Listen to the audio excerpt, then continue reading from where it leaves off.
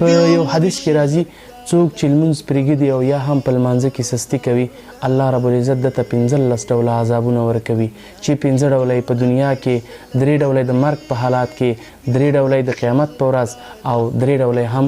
د په قبر کې د دنیا 15 عذابونه خو دا دي اول پر رزق کې به هیڅ ډول برکت نه وي رزق یعنی د رزق به داسې تنګ وي چې دا هر څومره خواري هم وکړي الله رب العزت په ده باندې دا رزق دومره تنګ کړی وي چې هیڅ ډول به پر رزق کې خوند نه وي دوهم د ده په مخ کې به هیڅ ډول نور پاتې نشي هر ورځ به مخ بېنوره کیږي هر ورځ به د مخ څیره یعنی دغه د مخ کواره بې خونده کیږي دریم د مؤمنانو او د مخلصو خلکو په دعاګانو کې به د هیڅ نه سهم پاتې نشي او د دعاګانې به نه قبلیږي د مرګ پر حالات 3 عذابونه دا دي اول دا ده چې په سخته لوږه کې به مري یعنی دا به داسې سخت لوږه چې په دغه حالاتو کې به دته مرګ راشي او دوهم په ده به ځلکدن ډېر سخت وي او د ده نه به ساه ډېر په سختۍ اخیستل کیږي او درېیمه خبره دا ده چې دا به ډېر په سخته تنده کې مري که ټول بحر هم وڅښي خو د ده تنده به پرې ماته نه شي د قبر 3 عذابونه خو دا دي چې اول په ده باندې به یو مار مقرر کړی شي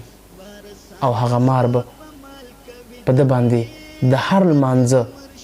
د قضا کولو له امله په ده باندې یو ګزار کوي یا یو نیش به پرې لګوي چې د نیش له وجې به دا کس 80 ګزه په ځمکه کې ننوځي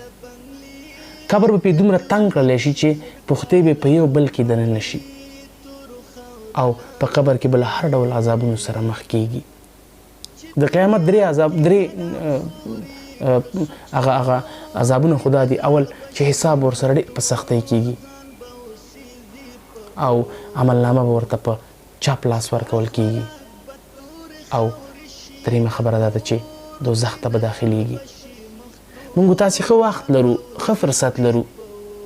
کاروبار لرو د کاروبار سره ترڅنګ موږ تاسې ته پکار ده چې د کاروبار سره ترڅنګ خپل لمونځ هم په وخت او په ټایم سره ترسره کړو ځکه چې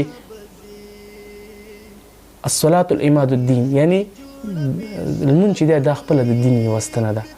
نو ولې موږ تاسې وخت هم لرو کافي وخت هم لرو خو بیا هم موږ تاسې لمونځ نه کوو راځئ چې سر له ننه د لمانځه کولو لپاره